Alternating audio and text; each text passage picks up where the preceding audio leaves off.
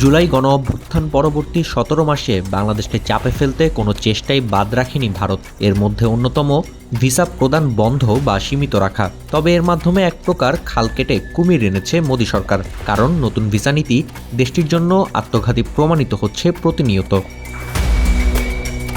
সম্প্রতি গ্লোবাল ভয়েসেসের এক বিশেষ প্রতিবেদনে উঠে এসেছে ভয়াবহ এই চিত্র।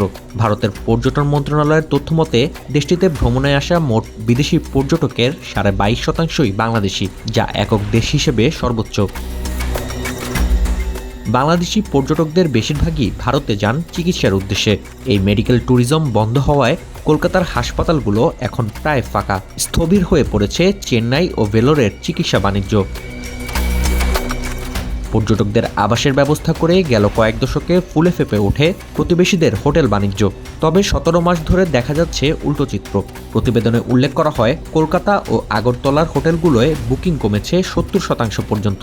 ব্যবসা সচল রাখতে গণহারে চলছে কর্মী ছাঁটাই, আর লোকসানের বোঝা সামলাতে না পারায় ছোট ব্যবসায়ীরা ইতোমধ্যেই গুটিয়ে ফেলেছেন নিজেদের ব্যবসা।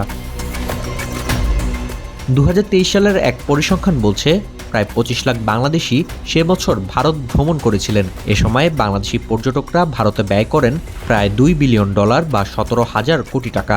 বর্তমান নিষেধাজ্ঞার কারণে এই বিশাল অঙ্কের টাকা হারাচ্ছে নয়াদিল্লি। খুচরা বাজার, বিশেষ করে কলকাতার নিউ মার্কেট ও বড় বাজারে বেচাকেনা নেই বললেই চলে।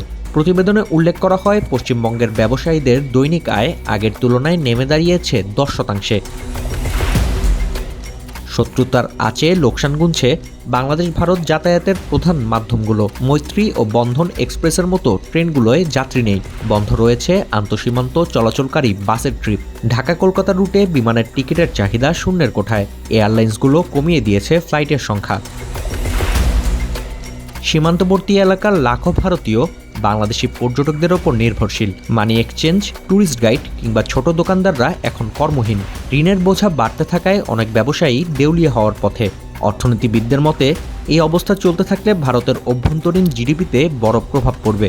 শুধুমাত্র ২০২৫ সালেই ডলারের বিপরীতে প্রায় ৫% দর হারিয়েছে রুপি। বর্তমানে ৯০ রুপির বিপরীতে মিলছে $1। বিশ্লেষকদের দাবি, রাজনৈতিক কারণে প্রতিবেশী দেশের সাথে এই দূরত্ব ভারতের অর্থনীতির ভিত নড়বড়ে করে দিয়েছে। বাংলাদেশিরা এখন ভারতের বিকল্প হিসেবে থাইল্যান্ড ও মালয়েশিয়ার দিকে ঝুঁকছে। ফলে ভারতের বিশ্বগুরু হবার স্বপ্ন ম্লান হচ্ছে প্রতিনিয়ত।